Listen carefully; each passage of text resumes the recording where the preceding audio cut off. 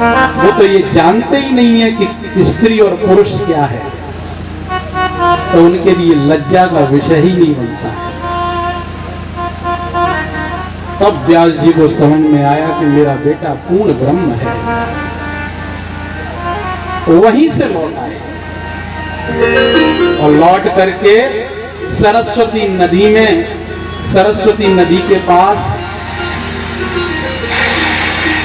बेरिया के वृक्ष जहां बहुत थे, उस आश्रम में उन्होंने अपना निवास कर लिया। ये सुखदेव जी आप जानते हो, आपको कथा भी मालूम होगी। भगवान शंकर ने जब कथा प्रारंभ की, पार्वती मैया ने कहा कि कोई नहीं है, तो उन्होंने कथा प्रारंभ कर दी और सुखदेव जी अंड से गलित हो गए। उन्होंने उस कथा का श्रवण किया। शंकर महाराज, भगवान भोलेनाथ उनको मारने के लिए दौड़े। तब तक व्यास जी की पत्नी के झमाई आई और झमाई आने पर उनके मुख में चले गए। झमाई आने पर मुख में चले गए, गर्भस्थ हो गए। सुखदेव जी वहां विराजमान भगवान का स्मरण करने लगे, ओम नमो भगवते वासुदेवाय का जाप करने लगे। व्यास जी ने जब 12 वर्ष हो गए, 12 वर्ष हुए और व्यास सुखदेव जी नहीं निकले, तो व्यास जी ने बड़ी प्रार्थना की है। ओम नमो भगवते वासुदेवाय, ओम नमो भगवते वासुदेवाय, ओम नमो भगवते वासुदेवाय, ओम नमो भगवते वासुदेवाय, ओम नमो भगवते वासुदेवाय, ओम नमो भगवते वासुदेवाय, ओम नमो भगवते वासुदेवाय, वासुदेवाय मेरा नंद नंदनाय।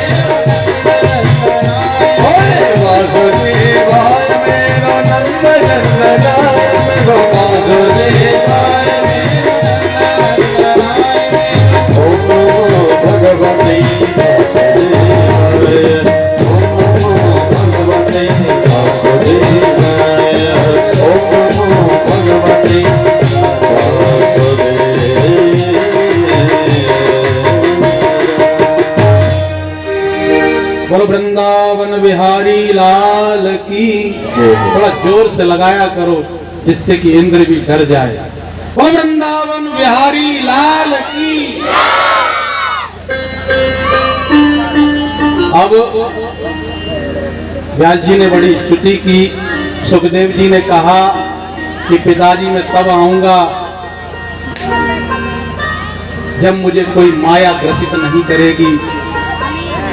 तो मेरे सुखदेव भगवान ने गर्भ में ही प्रतिज्ञा करवा दी है व्यास जी से। इसीलिए उनको माया ने ग्रसित नहीं किया और उनका जन्म होगा और जन्म होने पर वो वन को प्रतिगक्षण वन में चले गए। और सुखदेव महाराज की।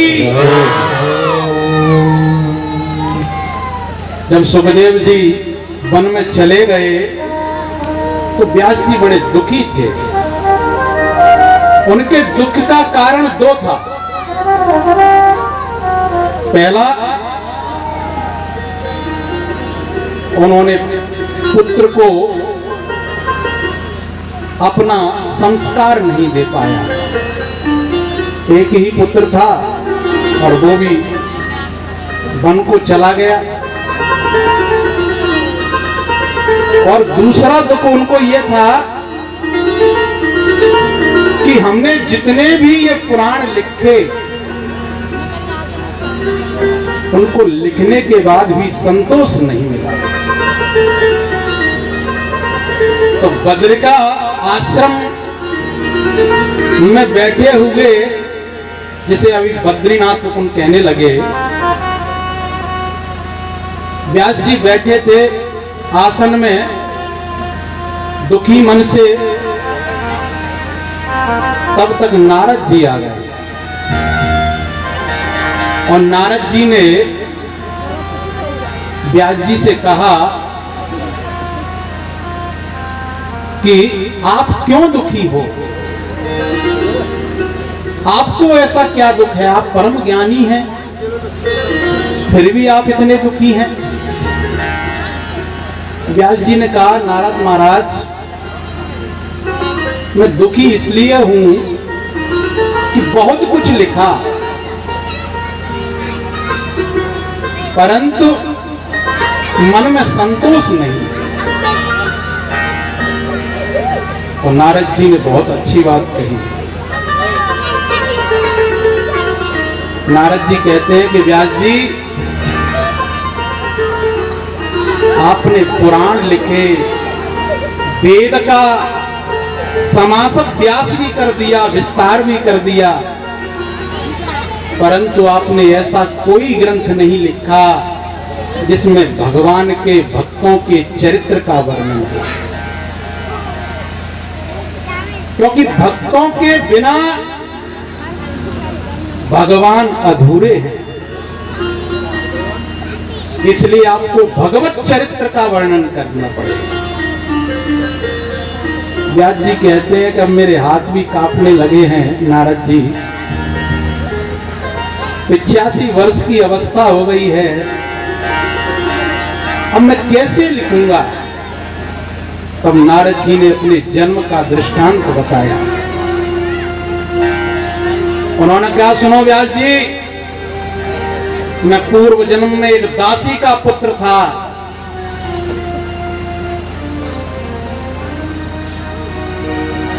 दासी का पुत्र था मैं। मेरी 5 वर्ष की अवस्था थी। मेरे पिताजी का देहावसान हो गया था। मेरी माँ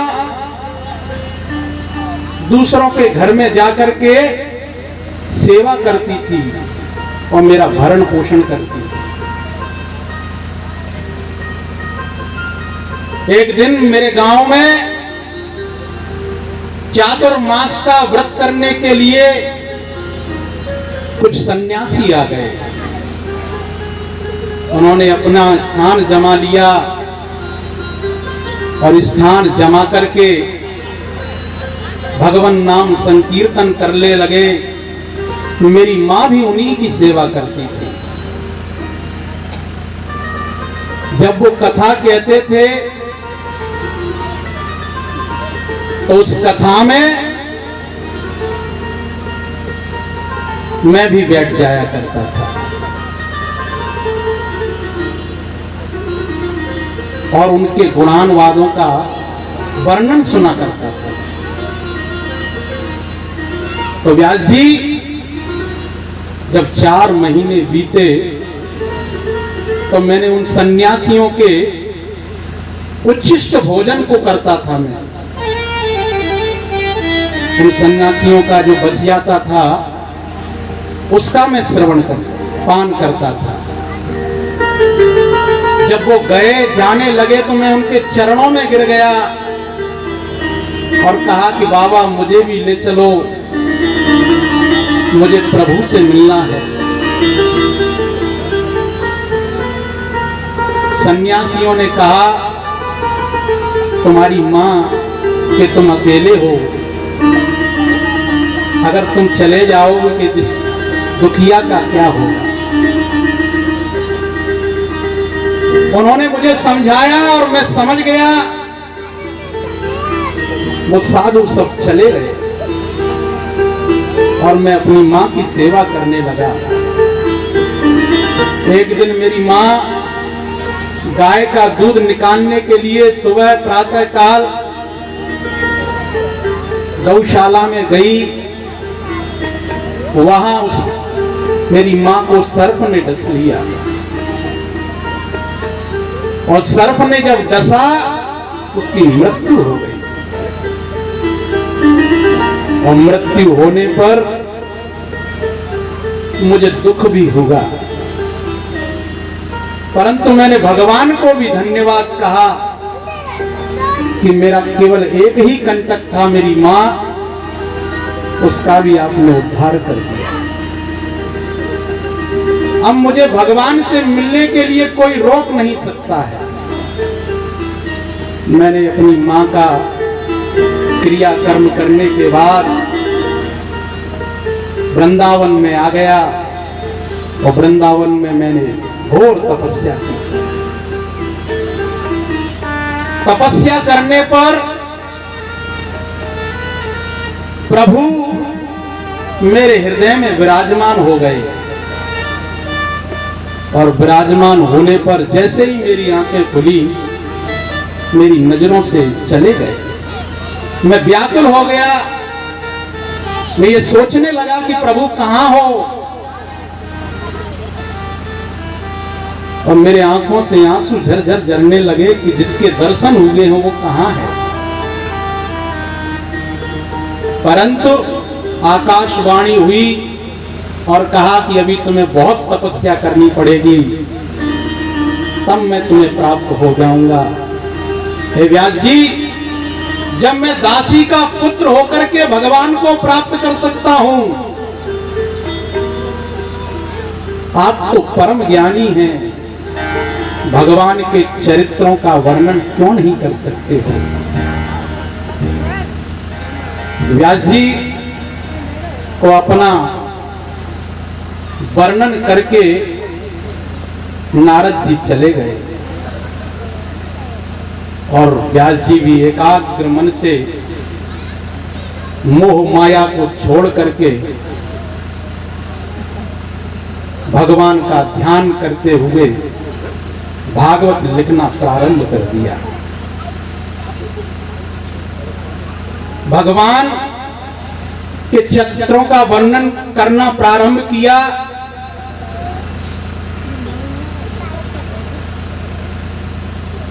और सबसे पहले महाभारत की कथा का प्रारंभ हुआ, क्योंकि महाभारत में परम भक्त हैं। मेरे पिताश्री ने कहा, चंद्रवंशियों का इस भारत पर बड़ा ही परमोत्कर्ष रहा है। क्षत्रिय शब्द का अर्थ है छत्रम दहती इति क्षत्रिय, जो छत्र के समान सबकी रक्षा करता है, उसे क्षत्रिय कहते हैं। एक गुरुजी कहते थे कि जो पड़ोसी को भी परेशान न करे वो क्षत्रिय है।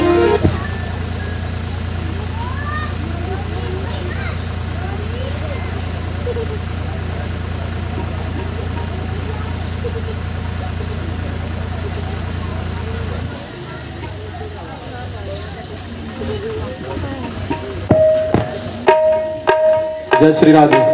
बोलो वृंदावन बिहारी लाल की। जो पड़ोसी को भी परेशान न करे उसे क्षत्रिय कहते हैं। क्षत्रियों की बड़ी महानता है, जिन्होंने अपने पुरुषार्थ को, अपने जीवन को त्याग कर इस भारत भूमि में अनेकों बलिदान दिए हैं। उन क्षत्रियों के लिए भी नमन है। व्यास जी ने जब प्रारंभ किया तो कौरव और पांडवों का जब युद्ध हुआ और उस युद्ध में कौरव सब परास्त हो गए, पांडव विजय हो गए, दुर्योधन की भी जंगा टूट गई, तो दुर्योधन विचार कर रहा था, इतने दिन हम लड़े गए पिता महात, लेकिन ना हरिवंश की किसी ना एक शिकार। इतने दिन युद्ध हुआ, हमारे हाथ से पितामह जैसे महान सूर्य चले गए, परंतु इस वंश के, इस हरिवंश भगवान के भक्तों के वंश से कोई भी हमारे हाथ में नहीं आया।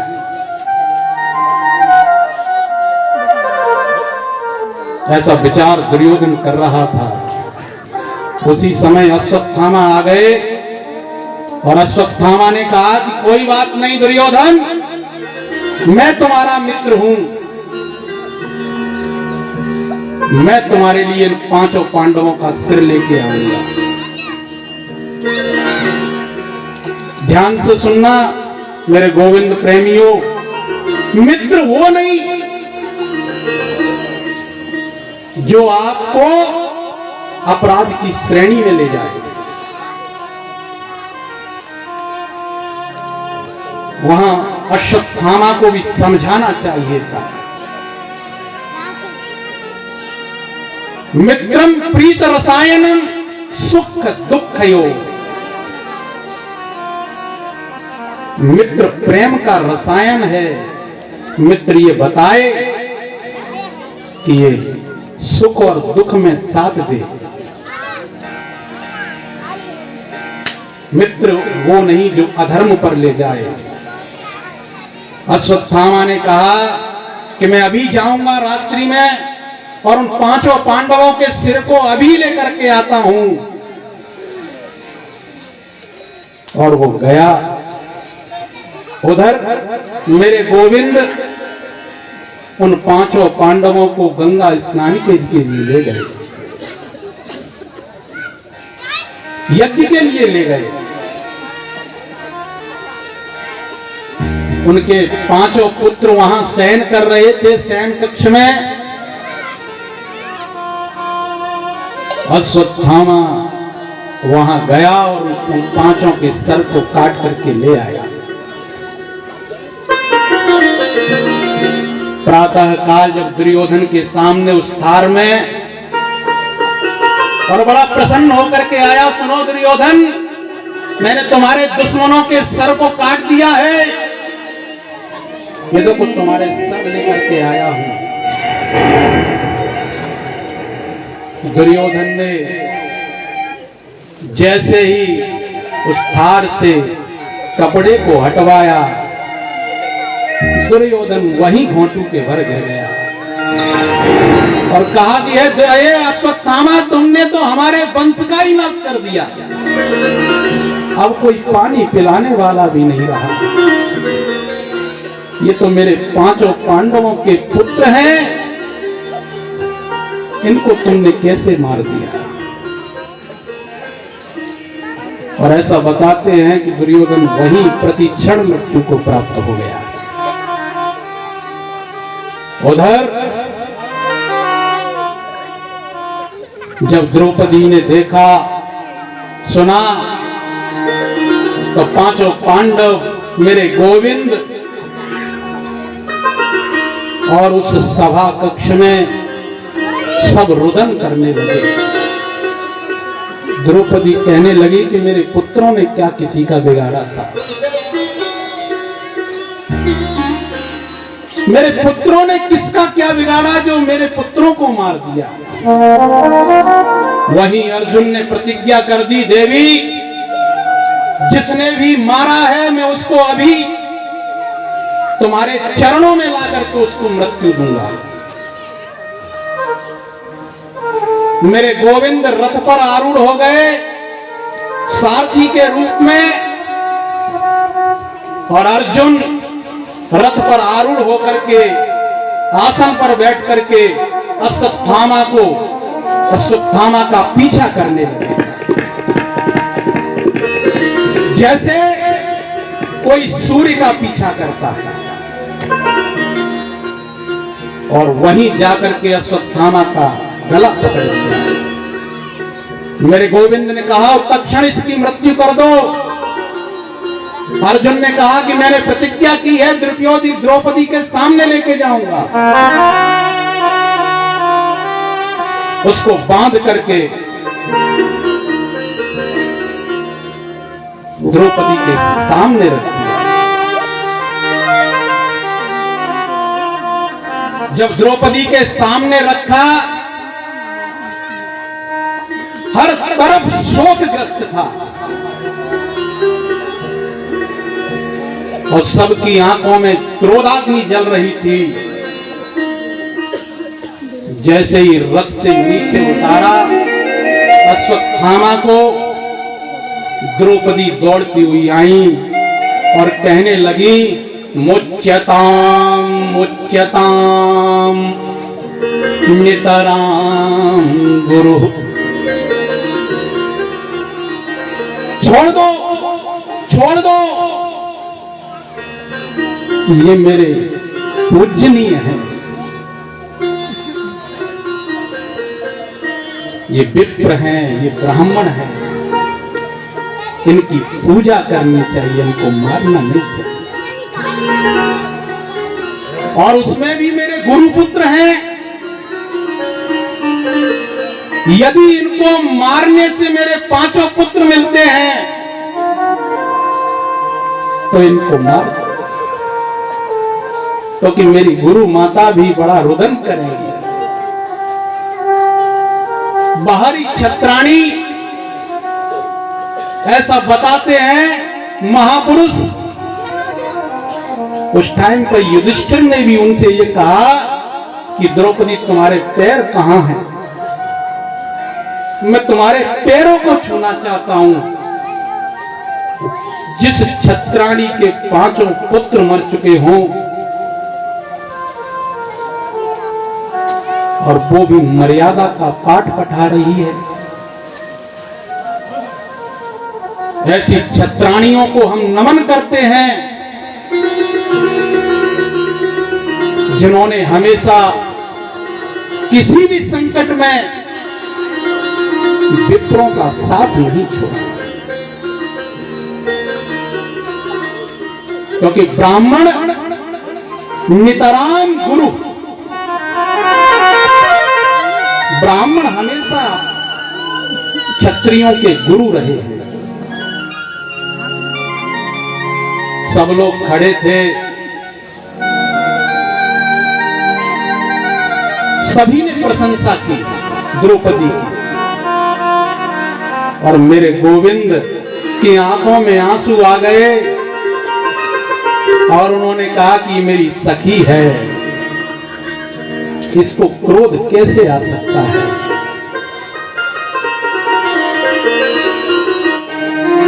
अब इसका भाई अपराध किया है तो इसको दंड तो मिलना चाहिए। इसलिए तुलसीदास जी बाबा ने भी कहा, पूजय विप्र सकल गुणहीना, पूजय विप्र सकल गुणहीना, पूजय विप्र सकल गुणहीना, पूजय विप्र सकल गुणहीना, जो तृण गुण गण वेद वीणा, शूद्र गुण गण वेद प्रवीणा, पूजय विप्र सकल गुणहीना। श्री राम जय राम, जय जय राम, श्री राम जय राम।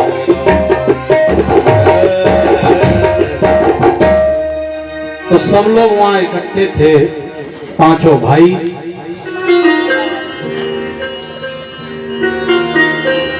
तो युधिष्ठिर ने कहा कि महाराज गोविंद, हे द्वारकाधीश, तुम ही बताओ, क्योंकि मेरे भाई कहते हैं कि मार दो और मेरी पत्नी कहती है कि मैं छोड़ दो। अब पूरे अनुशासन का, संविधान का निर्माण करने वाले आप हो, आप बताओ। तो मेरे गोविंद ने इतनी अच्छी बात कही कि ब्रह्म बंधुर्न हन्तव्य पातताई बधार्गणः। ब्राह्मण कैसा भी हो, नैव हन्तव्यः, ब्राह्मण का अपमान मारना नहीं चाहिए, ये शास्त्र कहते हैं। ब्राह्मण को कभी भी सताना नहीं चाहिए, और बाल घाती कैसा भी हो उसको मार देना चाहिए।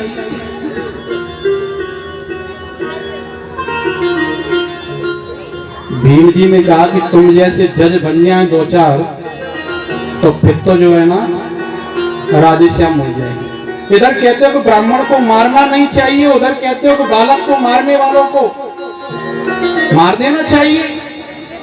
तुम जैसे जज चाचे बन जाए तो फिर पूरे पृथ्वी का। राजा युधिष्ठिर समझ गए अश्वत्थामा का ब्राह्मण के मस्तक पर मणि जहार नाम की मणि होती है, उसको निकाल लिया और उसका मुंडन करके उसको सभा से अपमानित करके भगा दिया। इधर पांचों पांडवों ने अपने पुत्रों का दाह संस्कार किया। सभी लोग विराजमान हो गए, लेकिन अश्वत्थामा को क्रोधाग्नि शांत नहीं हुई। मैंने मोह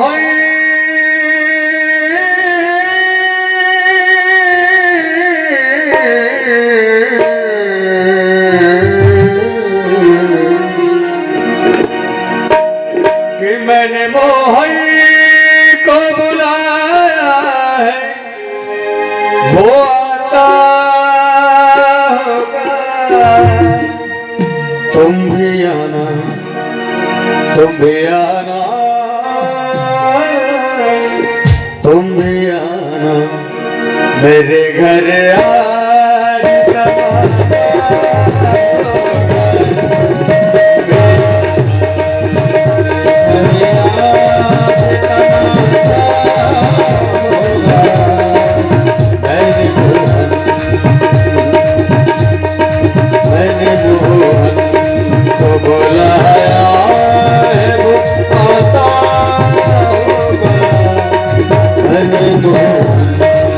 बुलाया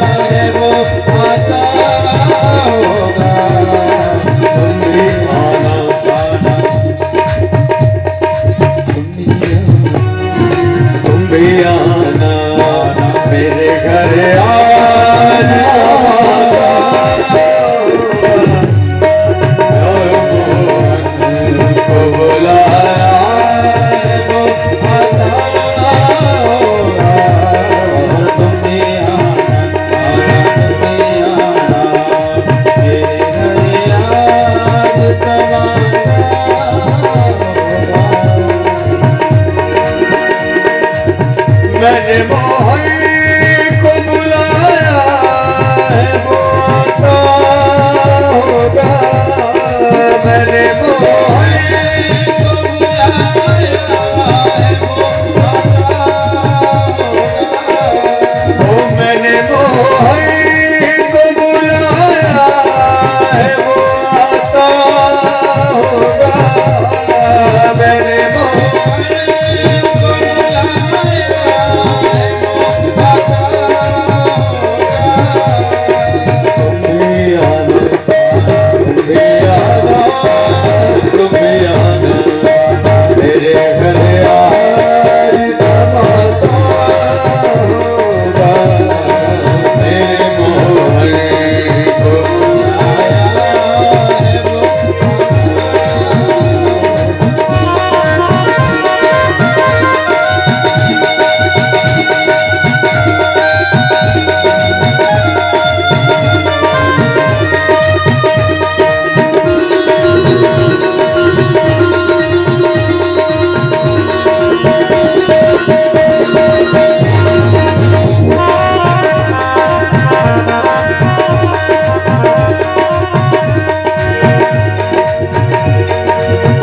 नगलाल तुम्हें ढूंढने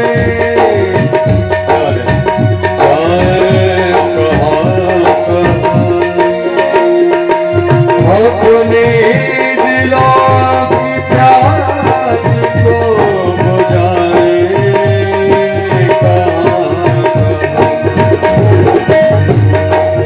मैंने गोविंद बुलाया है वो आता होगा। मैंने मोहन को बुलाया है वो आता होगा। तुम भी आना, भी आना, भी आना, मेरे घर आने का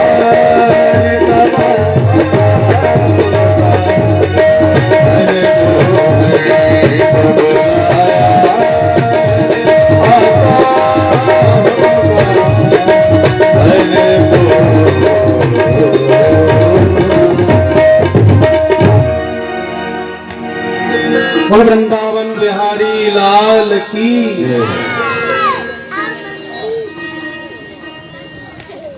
प्रसंग को जरूर याद रखना, प्रसंग अति आवश्यक है। एक बार कथा चल रही थी,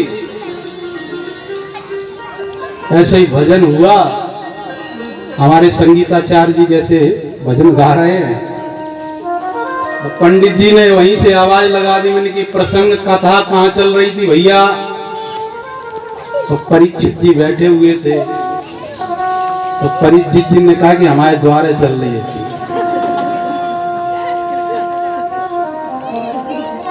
पंडित जी ने कहा धन्य हो परीक्षित, हमारे द्वारे चल रही थी, मैंने कह दी। तो कथा में प्रसंग जरूर याद रखिए। अब क्या हुआ, अश्वत्थामा को फिर भी शांति नहीं मिली। मेरा अपमान कर दिया, मैं इनके कुल को नाश कर दूंगा। फिर उसके मन में विचार आया कि मैंने तो उनके कुल का नाश कर दिया। फिर 2 मिनट रुक करके बोला, नहीं नहीं नहीं, अभी नाश नहीं हुआ। अभी भी अभिमन्यु जब युद्ध में मारा गया था तब उत्तरा का गर्भ था, और जब उत्तरा का गर्भ है तो मैं उसको उस गर्भ में ही नष्ट कर दूंगा। और उसने ब्रह्मास्त्र छोड़ दिया, और जब ब्रह्मास्त्र छोड़ा उसी समय उत्तरा दौड़ती हुई मेरे गोविंद के पास आई और कहने लगी कि पाहि पाहि महायोगिन देव देव जगतपते नान्यं तद्भयं पश्ये यत्र मृत्यु परस्परम। हे मेरे गोविंद, हे जगत गुरु, मेरी रक्षा करो, मेरी रक्षा करो। मेरे गर्भ में एक अग्नि सा जल रहा है और वो तुरंत मेरे गर्भ को नष्ट करना चाहती है। मेरी मृत्यु हो जाए कोई चिंता नहीं। कामम दहत माम गर्भहा निपत्यताम। मेरी मृत्यु हो जाए तो मुझे कोई चिंता नहीं, परंतु मेरे गर्भ की रक्षा करो। गोविंद मेरे नारायण ने उसी क्षण सूक्ष्म रूप लेकर के उस गर्भ में उस ब्रह्मास्त्र की रक्षा की। उसी गर्भ में जब भगवान अपने सुदर्शन चक्र से उस बालक की रक्षा कर रहे थे तो वह बालक देख रहा था, इसीलिए उसका नाम परीक्षित पड़ा। वो जब बाहर आया गर्भ से तो उसने देखा कि मैं जिसने मेरी रक्षा की है वो बाहर दिखता ही नहीं। इसीलिए उनका नाम परीक्षिता, परितः इच्छतीति परीक्षिता। मतलब चारों ओर तो केवल नारायण को ढूंढ रहे थे, इसलिए उनका नाम परीक्षित पड़ा। गर्भ से रक्षा हो गई। उत्तरा से पूछा, बेटी कैसा लग रहा है? एक रूप में नीचे, एक रूप में गर्भ में विद्यमान है, एक रूप में बाहर विद्यमान है। और उत्तरा से पूछते हैं कि बेटी कैसा लग रहा है? उत्तरा कहती है कि प्रभु आपकी कृपा हो गई हम पर, और गर्भ की रक्षा हो गई। युधिष्ठिर को राज्याभिषेक मिल गया। कुंती के सामने आकर के मेरे गोविंद कहने लगे कि बुआ अब मैं जाना चाहता हूं, बहुत दिन हो गए आपके समक्ष रहा हूं, अब मैं जाना चाहता हूं। तो कुंती भी ने भी जो कहा वो गजब ही है। उनका भी जो भाव है वो भी गजब है। पहले श्लोक में उन्होंने जो बात कही वो क्रांति ला दी। कहा कि नमस्ते पुरुषं त्वाद्यैश्वरं प्रकृते परमं अलक्ष्यं सर्वभूतानां अंतर्बहिर्यतः।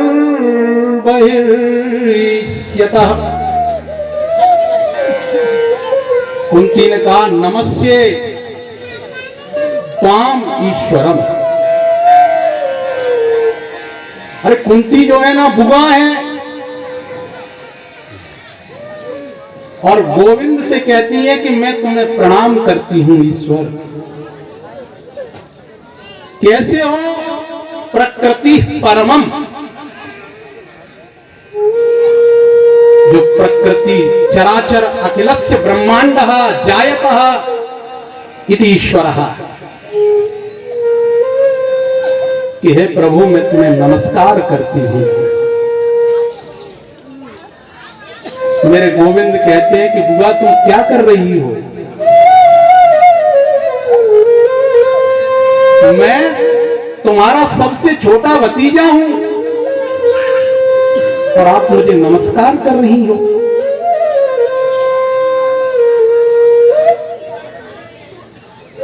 कुंती की आंखों में आंसू आ गए,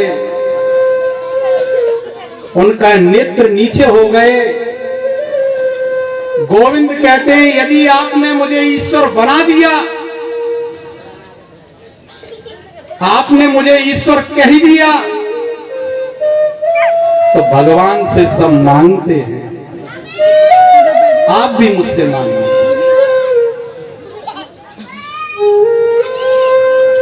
2 द्रौपदी भी वहीं खड़ी थी, पांचों पांडव वहीं खड़े थे। यदि तुमने मुझे ईश्वर मान लिया है तो जितने भी भक्त हैं सब मुझसे मांगते हैं, तो आपका भी कर्तव्य बनता है कि आप मुझसे मांग लीजिए।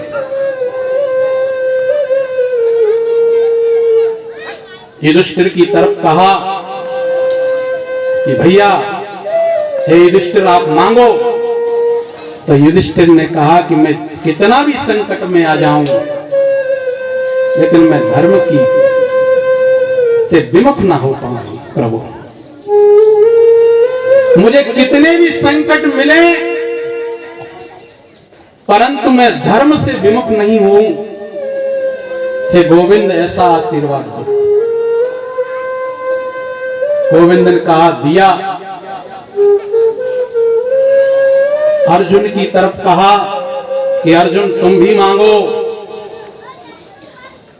अर्जुन ने कहा कि हम तुम्हारे चेला, तुम हमारे गुरु। शिष्यस्त्वाम माम प्रपन्नः, मैं आपका केवल शिष्य हुई, ख्वास नहीं। गोविंद ने कहा कि दिया। नकुल सहदेव ने भक्ति मांगी। बड़े भैया भीम थे तो उनसे कहा कि भैया आप भी मांग लो। तो उन्होंने कहा कि खाते पीते आपका ही स्मरण होता रहे, क्योंकि वो खाने के बहुत ज्यादा आनंदित रहते थे। तो उन्होंने कह दिया कि खाते पीते मेरा केवल आप में ही मन लगा रहे, बस। गोविंद ने कहा कि ऐसा ही होगा भैया। जब गोविंद ने अपनी बहन सुभद्रा को देखा